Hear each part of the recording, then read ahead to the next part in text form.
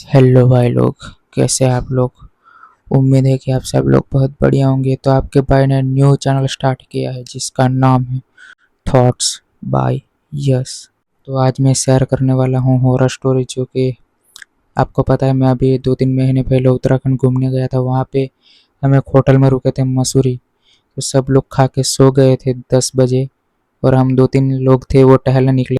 उसके बाद हमने सोचा कि चलो होटल वालों से थोड़ी बातचीत कर लेते हैं, थोड़ा टाइम पास भी हो जाएगा। तो बातचीत करते करते हमारी बात निकली हॉरर स्टोरी पे। तो वहाँ पे एक बंदा काम करता है वेटर का, जिसका नाम है रमेश। उसने बताना स्टार्ट किया कि वो पहले ट्रक चलाता, ठीक है, जिसमें सीमेंट एक जगह से दूसरी जगह ले जानी होती थी। तो 10 साल पहले रमेश अंकल बोल रहे थे कि रात के 9-10 बजे होंगे, उन्होंने ऋषिकेश सीमेंट उतारी और फिर वो चलने लगे मसूरी की ओर। तो 12 बज गए थे रात के। वो चल रहे थे, वो अकेले थे। रात के 12 बज के और ठंड का मौसम था, तो चारों तरफ कोहरा ही कोहरा हो रखा था। विजन एकदम क्लियर नहीं था, थोड़ा ही दिख रहा था। उसके बाद रात के 12 बजे, 1:30 बजे वो रास्ते से जा रहे थे अकेले, एकदम सुनसान रास्ते, कोहरा देखते देखते ध्यान से। वहाँ पे एक लेडीज रास्ते के साइड पे से चल रही थी, लाल साड़ी पहनते हुए। रमेश ने देखा और रमेश चौंक गया। इतनी रात को, जबकि आसपास कोई भी नहीं है, एक लेडीज लाल साड़ी में कैसे जा सकती है। उसने उस लेडीज के पास ट्रक रोकी और लेडीज से पूछा, बहन जी आप कहाँ जा रही हो, आपको कहाँ जाना है, मैं आपको कहीं छोड़ दूँ। उस लेडीज ने बोला, हाँ भैया मुझे छोड़ दो, 9 बजे मेरी बस थी वो छूट गई है, इसलिए मैं जितना डिस्टेंस कवर हो सके उतना मैं कर रही हूँ चल के। रमेश को दया आ गई, मतलब रमेश अंकल को दया आ गई और उसने उनको बिठा लिया। थोड़े आगे जाते ही रमेश ने पूछा कि बहन जी आपको जाना कहाँ है, आप मुझे अपना एड्रेस बता दो, मैं आपको छोड़ दूंगा आपके घर। पहले मैं आपको छोड़ूंगा, फिर मैं अपने घर चला जाऊंगा। तो उस लेडीज ने बोला, नहीं भैया आप जाने दो गाड़ी, मैं आपको बता दूंगी जब मेरा स्टेशन आएगा, और आप वहाँ रोक के मुझे उतार देना। 1 घंटा हो गया भाई, उस लेडीज ने कुछ नहीं बोला। रमेश ने बोला, बहन जी कहीं आप सो तो नहीं गई, क्योंकि 1 घंटा हो गया अभी तक आपका स्टेशन नहीं आया। तो उस लेडीज ने बोला, नहीं नहीं भैया मैं जाग रही हूँ, अभी स्टेशन आएगा थोड़ी देर में, मैं आपको बता दूंगी, फिर आप मुझे छोड़ देना, वहीं उतर देना और मैं चली जाऊंगी। रमेश ने बोला, ठीक है बहन जी।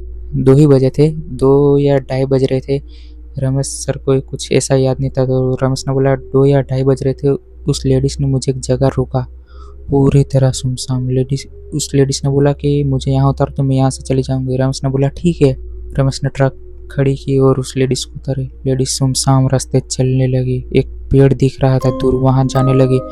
रमेश ने सोचा आसपास कोई गाँव भी नहीं है और यहाँ एकदम सुनसान रास्ते, सिर्फ पेड़ ही है हरे भरे, वहाँ पे क्यों जा रही हुई। वो लेडीज उस पेड़ की ओर जाने लगी।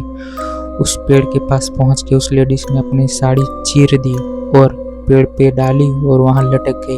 वो पूरी तड़प रही थी, लेडीज से तड़प रही थी। उसको देख के रमेश घबरा गया। रमेश ने सोचा क्या ये लेडीज है तो ये कुछ सही तो नहीं हो रहा मेरे साथ।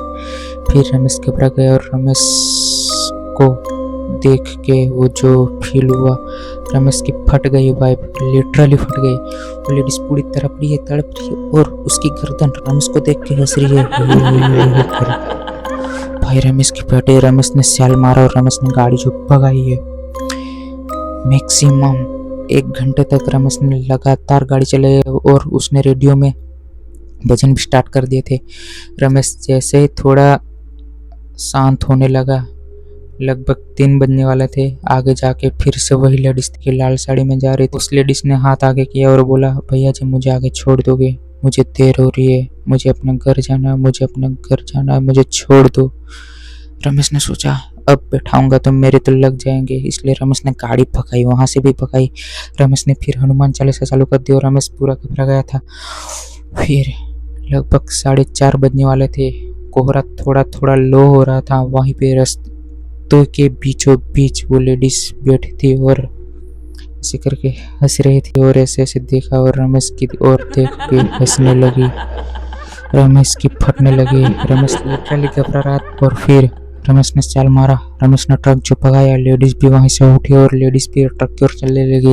लेडीज ट्रक की ओर जाने लगी, ट्रक लेडीज की ओर आने लगा, लेडीज ट्रक की ओर जाने लगी, ट्रक लेडीज की ओर आने लगा और रमेश ने गाड़ी चढ़ा दी। रमेश ने फिर भी नहीं रोकी। रमेश ने गाड़ी भगाई भगाई भगाई। रमेश ने फिर सोचा, भाई ये तो लेडीज नहीं थी।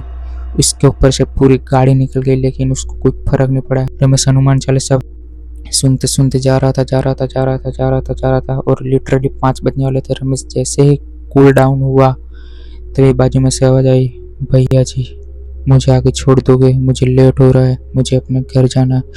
रमेश ने ये सुना। रमेश की गर्दन ऐसे घूम भी नहीं पा रही थी। रमेश जैसे ऐसे पीछे दुखे, फिर से आवाज आई, भैया जी मुझे आगे छोड़ दोगे, मुझे अपने घर जाना है।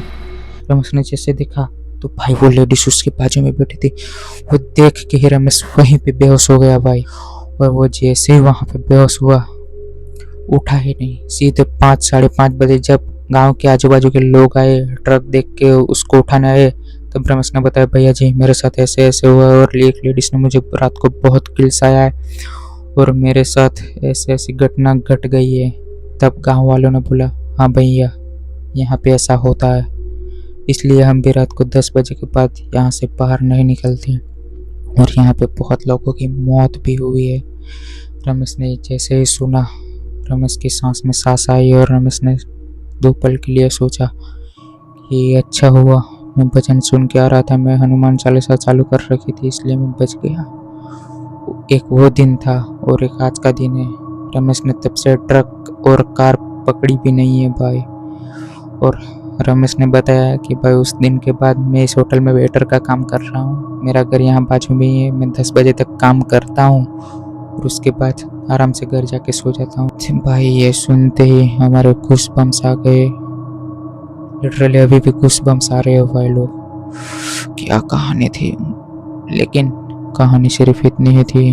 तो आप मुझे कमेंट में बताइए कि कैसी लगी कहानी, और ऐसी ही कहानी सुनने के लिए सब्सक्राइब करें मेरे चैनल थॉट्स बाय यस। तो भाई चैनल नया है, वीडियो पहला है, तो चैनल को लाइक शेयर सब्सक्राइब भी कर देना।